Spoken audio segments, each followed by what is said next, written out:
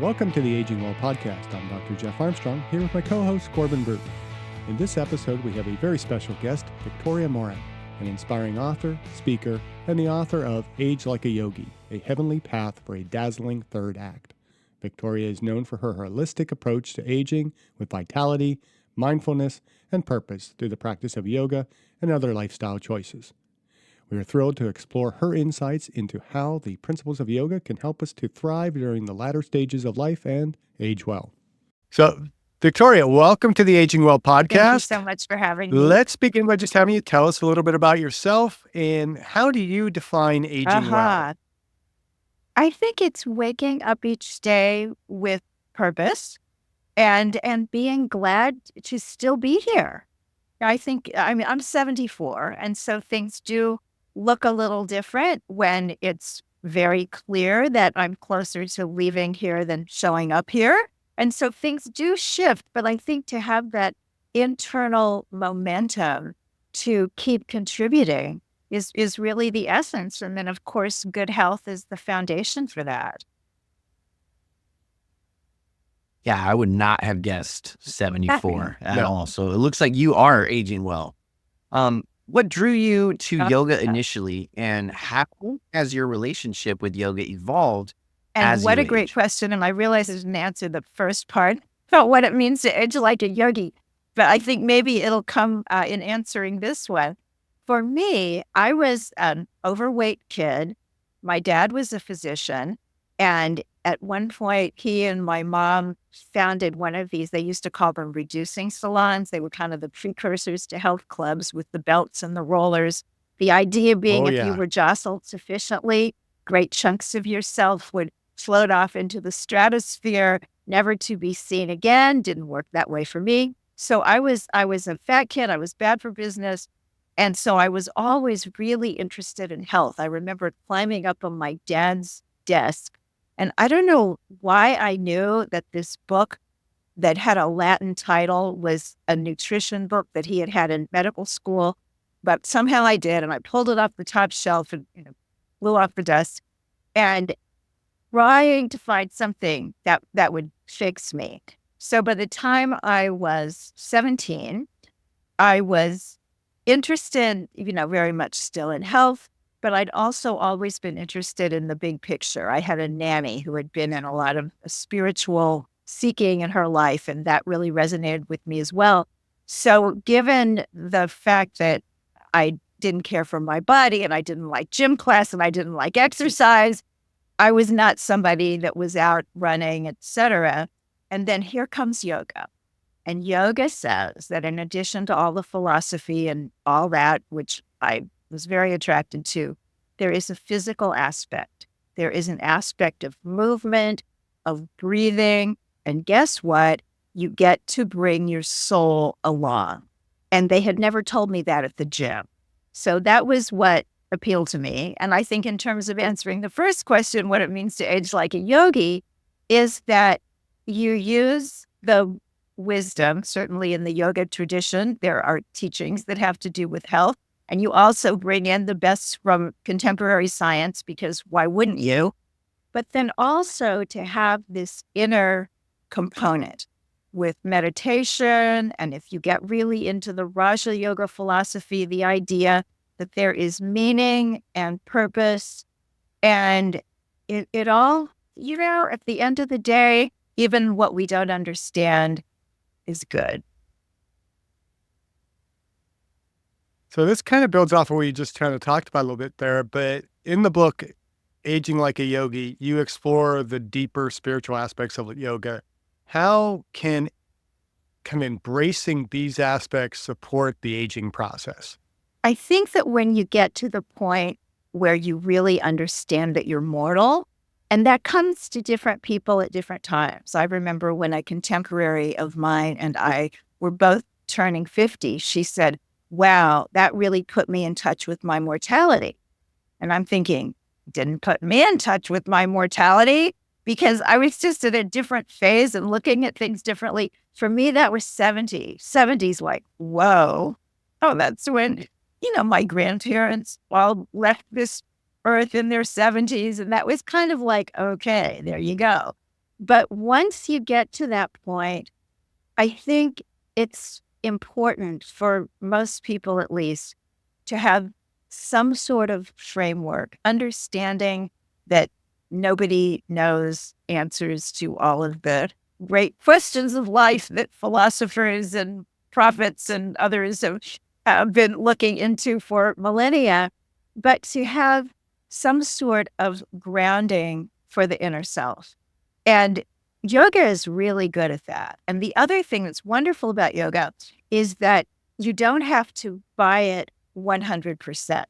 So, for example, traditional yoga philosophy, which is also the philosophy in Hinduism, Buddhism, is that the body is a vehicle. In fact, in yoga, we have several bodies, and that when we leave the physical vehicle, there is more, and even reincarnation and all that. But you can practice whatever aspects of yoga make sense and work for you with your own worldview. So without buying into reincarnation, etc., you can still develop a sense through yoga that life does have purpose, whatever it means, that our lives collectively has purpose, each of our lives individually has purpose, and what can we do to make them the most purposeful each day? So with practices such as meditation, the idea of karma yoga, which is doing the work that we do in terms of service, looking for ways to serve others, finding out who we are, to really just give some time to ponder. I think if I met you in an elevator, I would give you the brief version, but none of those things that I would say in the elevator about name, location, profession, age, all those things are changing. They're not untrue, but they're not permanent. And so to have some of that philosophic reflection on what could be more of an ultimate truth, it's quite grounding. And I think that a lot of people, whether they call their spiritual path yoga or something else, when they get to be older, this comes a little bit more naturally. And I think that's why most people, if you ask who's the most spiritual person you've ever known, would often say my grandmother. There's a lot to unpack with what you just said right there. I think keeping on the subject though, yoga it's often associated with physical and flexibility, but it sounds like what you're saying, it's kind of seeming more like a mental, emotional, even spiritual flexibility. Oh, how beautiful that you would do spiritual flexibility. I love that. Yeah, it's a very interesting. Yoga is extremely old, and Ayurveda, that I also talk about in the book, really old. The written tradition is at least 3,000 years old. The oral tradition is believed to go back well before that. So we're really talking about ideas that germinated far back in history. So the Yoga Sutras of Patanjali, which is kind of the basic text of Raja Yoga or the royal path, which is a yoga that contains various limbs. So one of those is asana, and asana is what we today, in the West say the postures, the yoga positions, the downward dog and the headstand and the whatnot.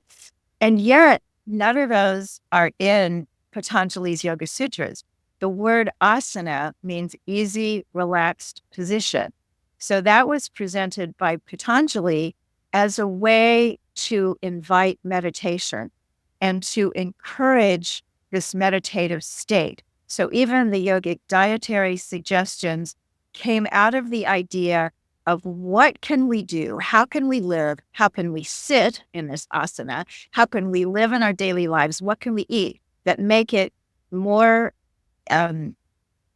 that make us better meditators, that make it easier for us to sit and seek the answers from the divine or from within.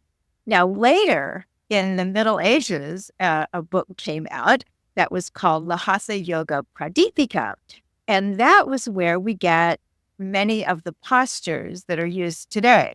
And obviously it has grown. The sun salutation that everybody knows, that if you go into yoga class and they want to really warm you up, you do this posture that has 12 positions in it.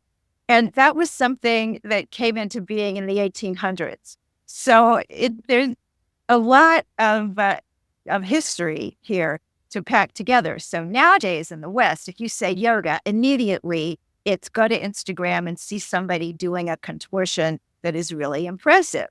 But that's fairly new. What really makes a physical practice yoga, my teachers have said, is the intention and the breath.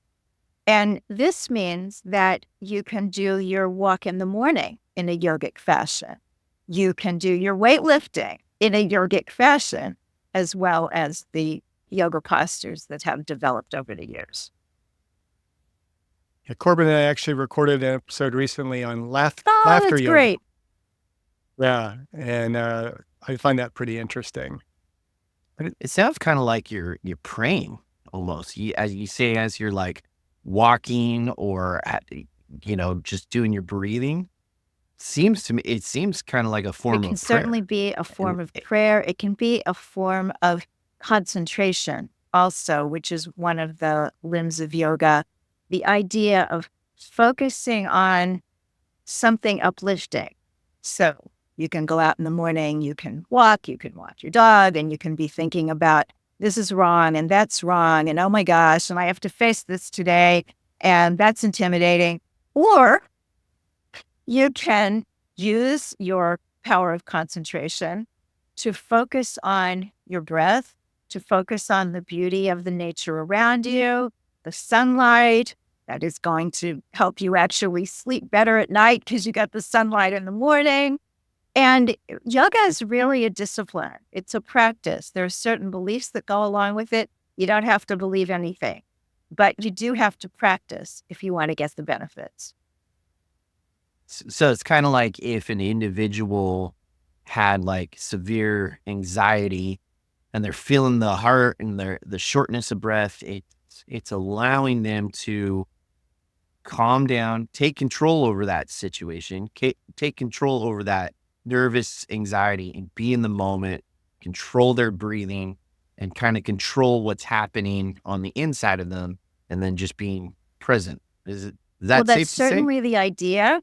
I'm not sure that I would say severe anxiety. I think somebody with severe anxiety probably needs to see someone and see if they need more help from the Western side of things.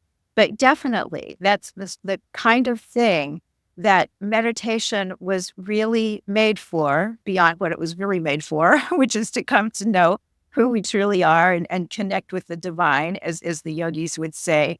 But yeah, it definitely, yoga practice has been shown, and actually in Western medical studies as well, has been shown to decrease anxiety. There have been studies that have shown that it actually can halt some of the shrinkage of the brain that happens over time. That particular study, they were looking at people practicing Kundalini yoga, which is kind of intense practice that I don't do, but fascinating to see the studies. Also, it's very good for the heart. Dr. Dean Ornish's landmark study back in the late 1980s that showed that heart disease could be reversed with very low-fat diet, group support, yoga practice, walking. And the yoga practice and meditation, interestingly enough, when they were looking at comparing the people in the study, these were cardiac patients, severe cardiac situations. And in those who turned that around, who turned it around the best? The people who meditated the most, not the ones who, ate the best or whatever. I guess everybody had to do that part fine. But when there was a difference, it was the meditation. It kind of ties in a lot of what we talk about in terms of what I call like well-centered fitness, which is that balance of the spiritual, physical, intellectual, emotional, and social. That there's that, and I always present it as a bit more of a pyramid where it's built on a foundation of the spiritual and the physical, and that those are so deeply interconnected that we tend to separate them too much. And I think when you get into some of the practices of yoga and meditation and those things, you start to understand a little bit better how our spiritual and that, that divine, the universal connection and everything else is all very much entwined with our physical. And even like quantum physics is getting into a deeper understanding. And I'm sure there'll be some studies at some point where somebody will look at, the submolecular changes in the body during yoga and during meditation and how that impacts how at a basic energy level our bodies are functioning. So I think that's pretty fascinating stuff. And one of the things that you emphasize in the book is aging with grace and intention. Could you share some key practices from your book that kind of help us to cultivate that Sure. mindset? I think the first thing is to really know that you're okay, that you are right on time doing fine, just as you are. And I think there's a lot going on in society now that is helping people be a little bit less harsh with themselves than they were when I was growing up, when you're supposed to be absolutely a certain size and look this way and do things this way. So I think there's a little bit more elasticity there now, but people who are already my age and this older age group, we came through the time of you have to be like this.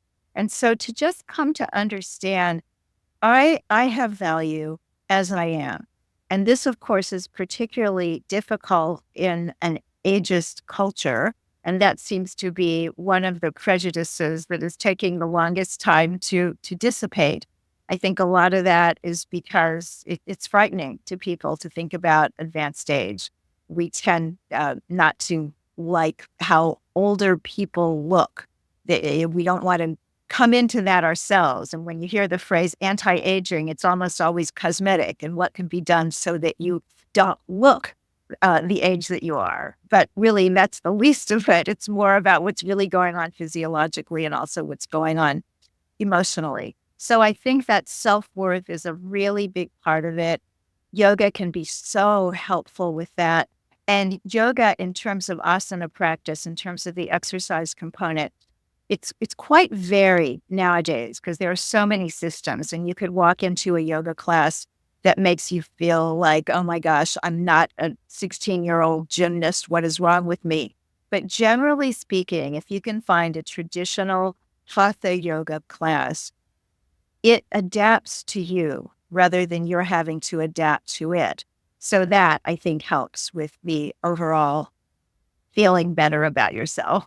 Another thing that's rather interesting in Ayurveda, yoga's sister science, where there is talk about the doshas, the body types, that the teaching is that there are 3 basic energies that affect us, and everybody at the moment of conception has this blueprint where we have more of one or two of these energies, less of another.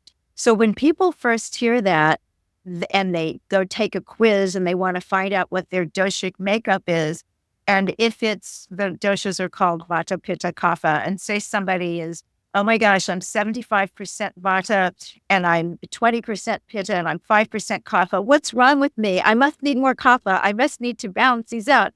But the teaching is no. What you came into being as is absolutely perfect. And it's when your ratio gets out of balance that things get a little bit tricky. So I think that the real foundation of this thing is, okay, I'm okay. Now let's build on my okayness to make some things better if I want to change a few habits, whatever it takes. And the cool thing about yoga is when this touches you anywhere, it touches you everywhere. So you start doing the exercises, you start changing your diet a little bit, you start meditation, and then the other doors open and they're much easier to walk through.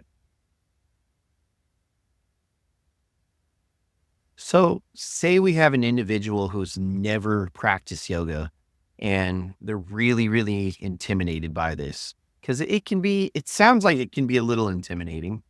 What advice would you give them to get started?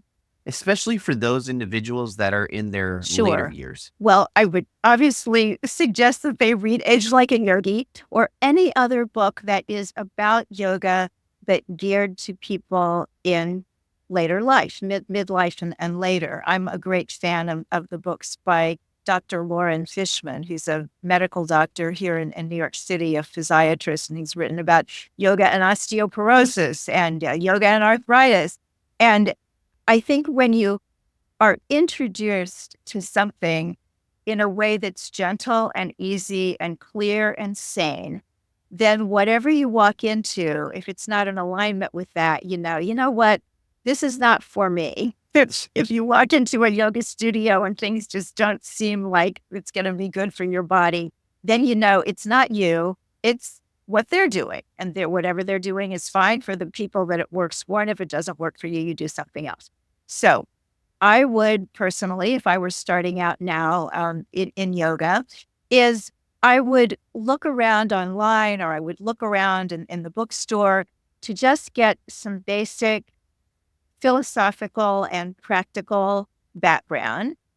If there's any kind of injury going on, if you've got active arthritis, just see a physician. And if you're lucky, you can find one who knows a little something about yoga so that you get an idea of which practices would not be good for you. The one thing where people really do seem to run into trouble in yoga is with knees, with the meniscus especially. So probably if you've had any knee issues, if you've got any arthritis, if you're over, you pick the number where it seems like you need to be extra gentle with the joint. You don't want to sit in the lotus position with one leg on top of each thigh unless you've been doing this all your life. If you travel to India, you see people in their 90s sitting in a squat, sitting in the yoga lotus position, just doing their work because they've done it forever. Those of us who have not need to take it a little bit easier. I would also look for a kind of yoga that describes itself as gentle, as welcoming, because if you start slow, you can always speed up. Because the fact is, just because you're a certain age doesn't mean that you're not absolutely fit and flexible and that you could fit right into a more advanced course. But one of the yogi teachings is you always want to stop just before you think you could do more, because it's that overdoing that can lead to injury, that can get you in trouble. Plus, it's philosophically yogic not to get your ego in the way and say, oh, I can do that. Just say, okay, fine, I could do that, but I'm just going to stop a little bit before that. So if your yoga class is called Hatha, that's probably going to be very safe. Integral yoga is a beautiful system. If you live in a city where there's an integral yoga center, Shivananda is also very gentle that way. Then there are certain types of yoga that are specifically designed for physical rehabilitation. There is one called LYT. I'm not sure if she calls that light or lit, probably light. And that was actually designed by a physical therapist who's also a yoga instructor. And then Iyengar, which is easy to find around the country, is used by physicians in a physical therapeutic sort of way. So I'd shop around, and if at first you don't find what you're looking for, keep looking. And then, of course, you have access online to so much. I do very much believe in having a live teacher if you can find one, because they can help you do things right. It's sort of like having a personal trainer if you're going to start lifting weight.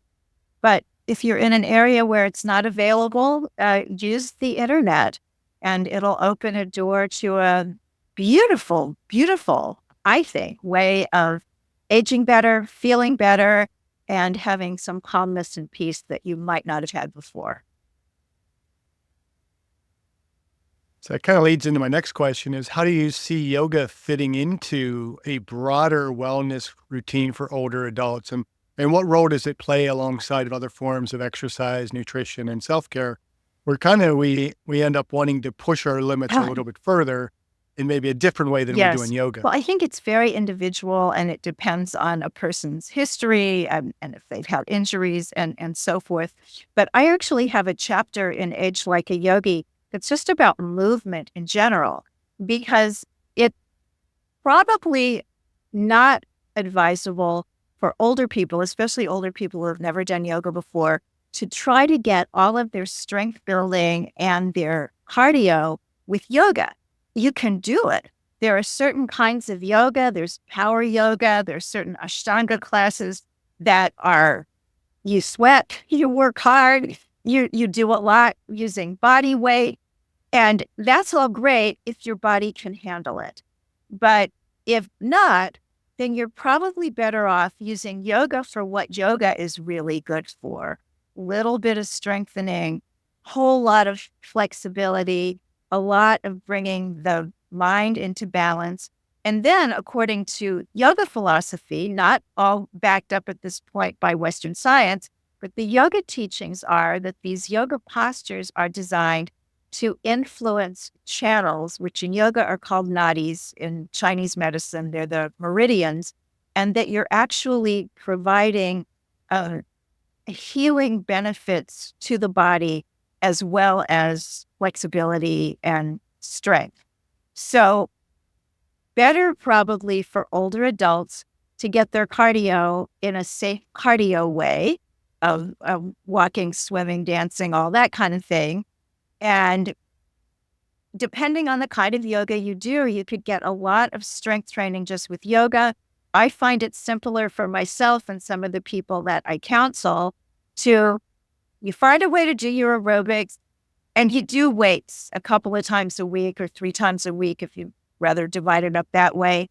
And then you do yoga for what yoga is for. So I find for myself that when you're older and you wake up and you're just a little bit like, oh, wait a minute, I'm creaky. Why am I creaky? Well, it's because I didn't get my yoga mat out last night. I didn't get down on the floor and just stretch out some of the tensions of the day. Instead, if I brought them to bed with me, I slept with them all night and I'm going to wake up, a little stiffer. So yoga kind of ingratiates itself into the day in a beautiful way. You do maybe 10 minutes at night. You can do 10 minutes when you get up in the morning, and then maybe take a class a couple of times a week in person or online. And that seems to be where it fits in. So just to tell you my personal routine, I do weights twice a week. I do cardio, and it's usually just as simple as the treadmill 4 to 5 days a week. And I do yoga because I teach a couple of times a week. I take 2 classes a week, and then I just do a little bit morning and evening. Just it kind of brings me back into my body in a very comfortable way. But it's important that we keep track of our fitness, see what's going on with, the heart rate and where our muscle mass is going. This sarcopenia is a big problem for everybody who's getting older. So we want to be sure that that's covered. And whether you do that in more of a dynamic yoga sense, and there are certainly ways to do that, or whether you do it with Western exercise, just do it and use your yoga for what it's good for. Looks like she answered the what are you doing to age well? A question that we ask all of our guests. Speaking of all of our guests, a lot of guests that we've had on recently, we've been sharing more and more about mindfulness and meditation these days. How important are these practices in your approach to aging like a yogi? And what would you say to someone that's struggling to quiet their mind? I think that there's a misunderstanding that we're supposed to get rid of our thoughts, which is not possible because it's the nature of the mind to have thoughts. So in yoga, the last 3 of the limbs are called concentration, meditation, and then samadhi, which is divine connection. And so all we can really will ourselves to do is concentration. Meditation, in a precise definition, is when the concentration persists without effort, and you transcend, as the transcendental meditation people like to say. So basically, for meditation, you don't want to try to do anything. You just want to, as the Buddhists say, sit. And it is interesting, we know sitting is the new smoking, and sitting doesn't have a very good reputation these days. But in terms of meditation, just take the time, just sit. And there are different kinds of meditation. And the kind that is probably traditionally yogic is to have a word or a phrase. So this can be Sanskrit, the Om Shanti. The Om is a primordial sound believed to have very healing vibrations. Shanti means peace. Or you can do something in English and words that you understand. And something that I like is all is well. Inhale, all is. Exhale, well. And as you do this, the mind is going to wander, because that's what it does. Is St. Francis is credited with saying, it's fine that you have thoughts during meditation. They're like birds flying around your head. You just don't want to invite them to build nests in your hair. So all is well. All is well. No, it's not. Your own life isn't even that great. And have you watched CNN lately? All is not well. All is well. And you're bringing yourself back into another level of seeing things. And you can go off on these tangents. Oh my gosh, it's really hard for me to sit here. My mind is very active. Do you think this means that there's something wrong with me? Do you think I'm getting Alzheimer's? Bring it back. All is well.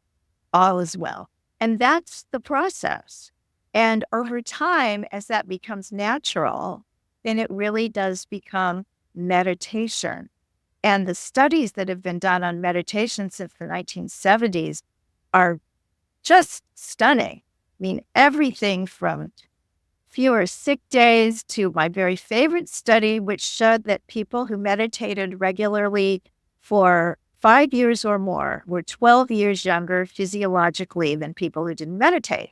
And they measured the physiological aging with body mass index, cholesterol, vision, hearing, joint flexibility.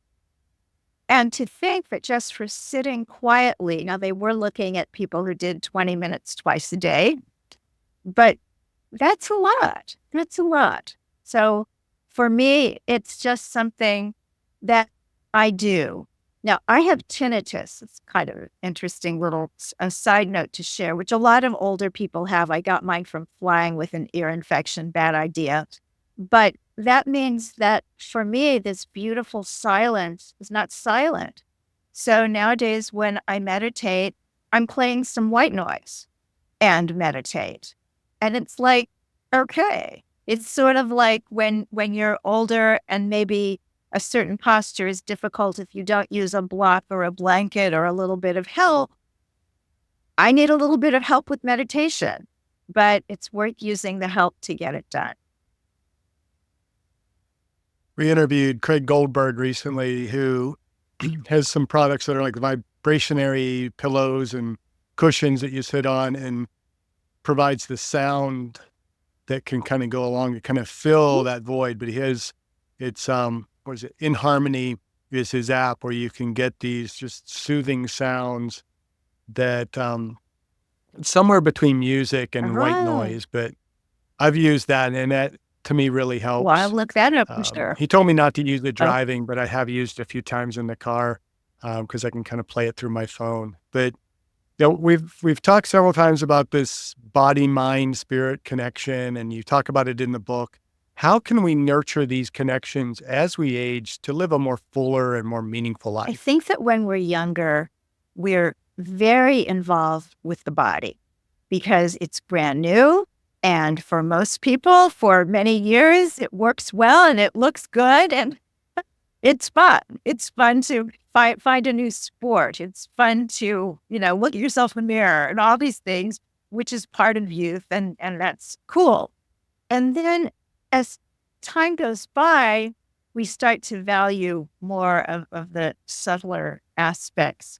And I think that just to recognize that I'm all of a piece. I think it was Candace Pert from Tufts University said, the body and mind are not connected. They're a single entity. And to just know that as long as we're in a body, we're not going to be able to accomplish anything, including spiritual growth, without the cooperation of the body. So the trick, as we get older, is to value the body, to care for it lovingly and wisely, and also to know that we're going to be letting it go at some point. So we want to care for it and treasure it, but we don't want to get too attached to it. And I think this is a great gift of yoga, that the idea that this is not me, but it is what houses me while I'm here, and I'm going to take really good care of it. And then the next adventure. So in your experience, what are some of the biggest misconceptions about yoga, particularly when it comes to aging? Yeah. Well, I think the biggest misconception in the West is that it is just an alternative to Pilates, that it is exercise, pure and simple, and that's all, the end. Big, big misconception. Because if Hatha yoga disappeared off the face of the earth, if some tyrant banned it, the yoga that has been around for thousands of years would still be there. So that's huge. I think in terms of aging, I think there are a couple. One is, well, you're older now, so switch whatever exercise you've been doing to yoga so you won't get hurt, because you can get hurt. And particularly with Western bodies, we're not used to sitting cross-legged on the floor and getting up and down as people in some other cultures are. And so we're also looking at a system of exercises, which when they were originally developed was basically for young men. And so I think the idea, it is a myth that you just show up at yoga and all is well. And we are lucky now that there are so many different kinds. You've got restorative classes that are just very restful. They wouldn't count for exercise, but they would count very much for calming the body. There's also a movement called accessible yoga. There's a book called Accessible Yoga by Jivana Heyman. And this is for people of all kinds of ableness. So you can do yoga in a wheelchair, you can do it in a chair, you can do it in a bed, because it's been modified to accommodate that. So I think the idea that you can just show up at yoga and don't change anything when you're 75, not accurate. And I think the final thing is that yoga is just another thing that you pick up and pass through, and you like it or you don't like it, and you let it go. And maybe it is, certainly just because we develop an interest in something doesn't mean we have to be interested in it all our lives. But I think to be open to the possibility that perhaps in your life, perhaps not, this could really be a pathway to genuine, holistic health, so that you're taking care of your body, you're taking care of your mind, you're acknowledging your spirit, and you've really got the whole thing covered. And one way, I think, as an older person, to get more of this active in your life is to have mentors who have gone before you. And for me, it's my first yoga teacher, Stella Churfas. She's 99 years old. She still teaches a senior yoga class once a week, chair yoga. She has a wonderful women's salon in her flat in London every Sunday morning. And that flat is 3 flights up. So when I think about, oh gosh, should I do this? Oh, wow. Am I going to feel older today? I think about Stella. Now, I don't know that I have the genetics to live to be 99, but I know that I can aspire to what Stella and other yogis who have gone before me have done and are doing. So do you have any daily routines or rituals that help you kind of embody these principles of yoga in your own life? And how do you approach aging? Well, that depends on the day. Because, sometimes, in all honesty, aging can throw you a curveball.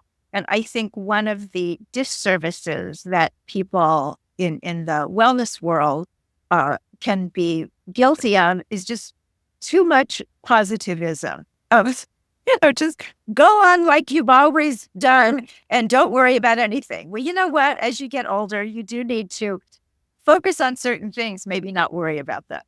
So I think that what I'd like to share about what I do is that the quiet, the connection to the divine for me is very important.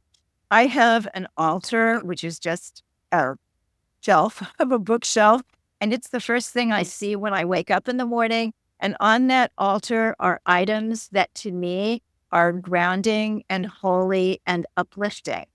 And that's a lot better thing to look at in the morning than whatever my phone is telling me happened overnight in terms of the news of the world.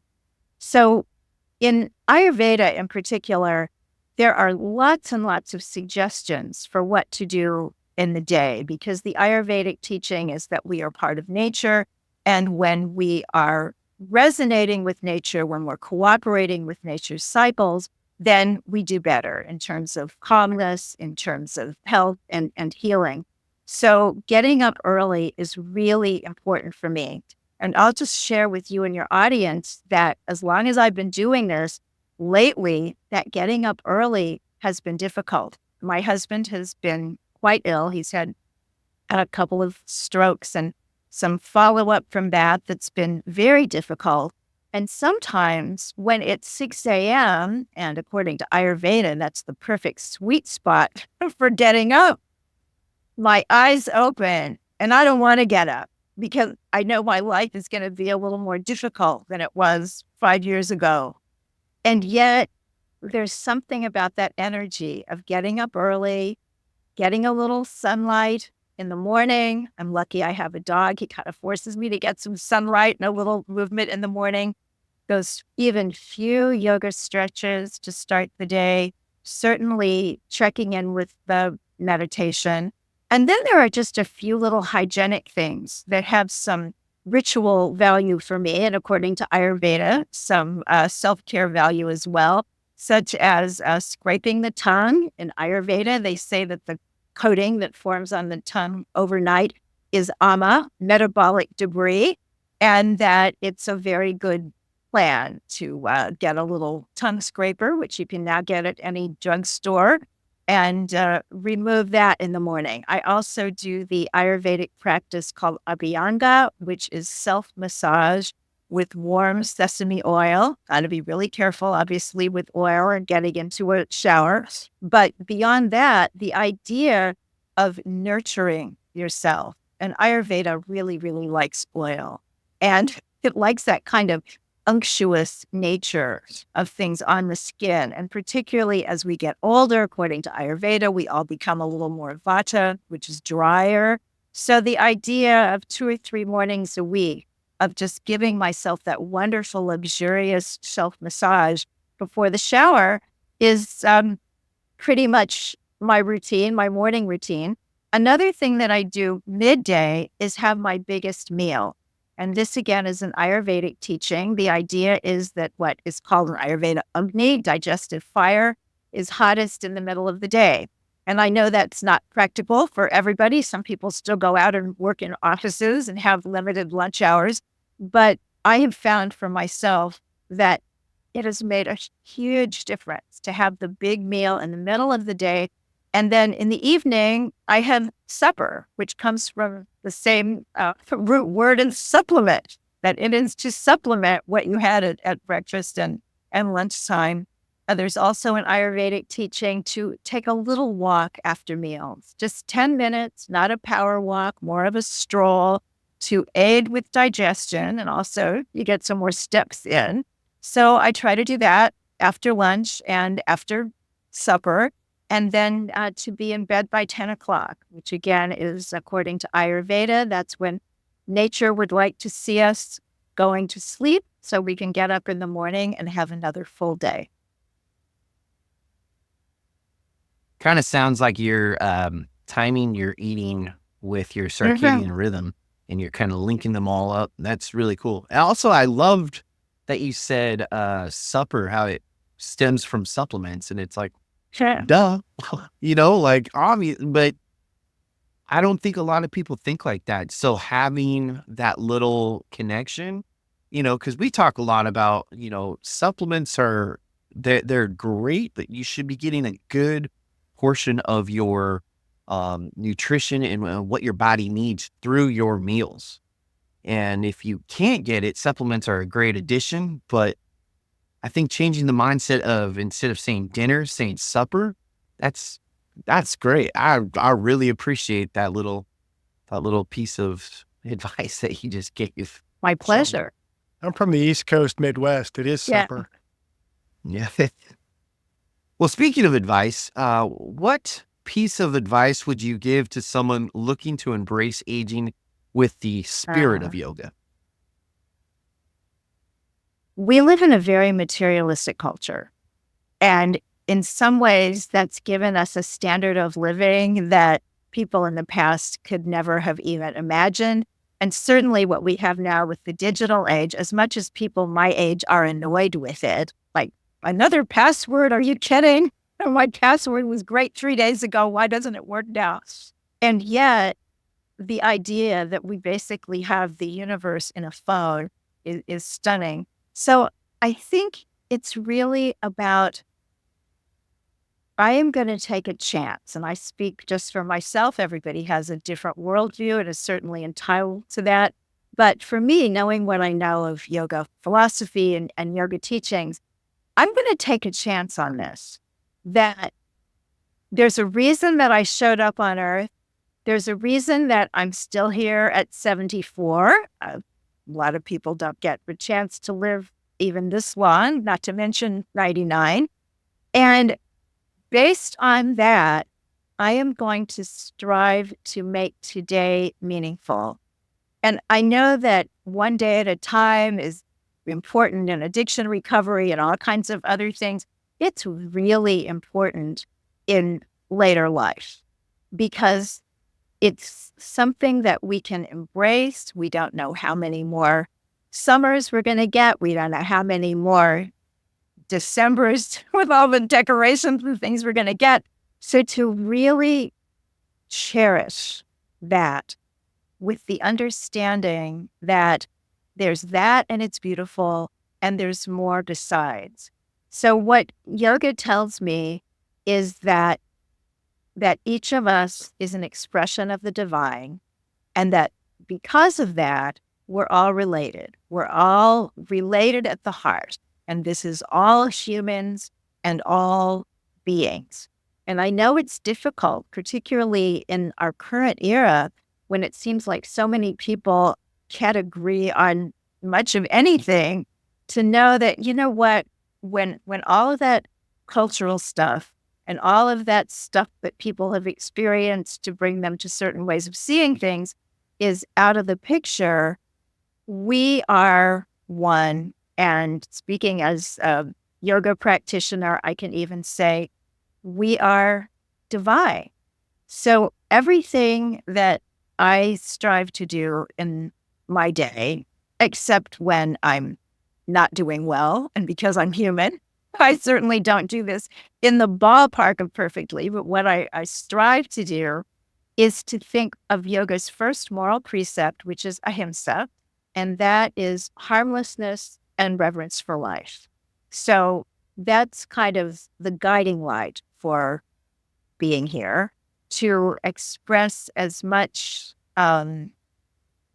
care and concern for myself and others as I'm able to do on any given day. And then just trust that somewhere in the midst of the facts with a small f, there's the truth with a capital T, that science is trying to get to that. Religious teachers have been trying to express that to us over centuries.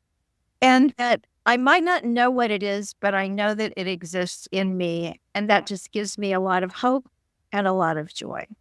Well, we usually at this point in the interview ask the guests what they're doing personally to age well. And I think you have been giving us that information throughout the interview. But is there anything you want to add that we maybe haven't talked about that you are doing personally to age well? The thing that I'm going to be doing, as I told you before the show, is listening to your podcast. Because I think that having exchange and interaction and information from people who are on somewhat of the same wavelength, maybe not always the exact same wavelength. And that's really important now to be able to listen to different points of view, but to really look at aging as a project and an adventure. So, okay, maybe it's not one we would choose. Maybe we would rather be 36 forever and ever and ever, but that's not an option. And so I think that one really important thing is just to get the information and hang out with people for real or online who are aging well and who are coming up with ideas for aging well, and try them out. Because at the end of the day, it's really about being happy and being content. And happy and content are different from ecstatic, but they're pretty good. Well, thank you for listening and participating in the podcast, because that is what we're trying to do, is we're trying to make this a more proactive approach and not just reacting to getting older. We want to educate people in that, you can age well, and it's just some small practices, bit by bit, you can better yourself. And, when you're 73, look and behave like you. So it can happen. Well, thank you. And thank you for having me. Yeah, no problem. Thanks for coming on. Victoria, is there anything else that we may have missed? Where can our listeners find your book? How can they connect with you? Is there a social media page? Do you have a web page? Pretty much all of the above, and thank you for asking. So the book is Age Like a Yogi, and the publication date is January 14th, 2025. So anybody who is listening prior to that time, if you look up Age Like a Yogi on Amazon or bn.com or wherever you buy your books, and it looks like something you would like to read. If you pre-order, you get a couple of perks. One of those is the Age Like a Yogi e-cookbook, and the other is an all-day workshop that I will be doing on January 12th. So if you're interested in those perks, just buy the book, send your receipt to assist@victoriamoran.com. And you'll get those two things and maybe some other stuff that we'll come up with. And so victoriamoran.com is my author website. I'm Victoria Moran Author on Instagram and Facebook, and would love to hear from people. Well, Victoria, this has been a truly enlightening conversation. Would love your perspective on yoga and aging. It brings so much value to our listeners and our viewers who are navigating this chapter of their life. And navigate we will. Victoria, thank you so much for sharing your wisdom and your insight with us. And to our listeners out there, thank you for tuning in. Remember to keep moving, keep practicing mindfulness, and most importantly, keep aging well. Thank you for listening. I hope you benefited from today's podcast. And until next time, keep aging well.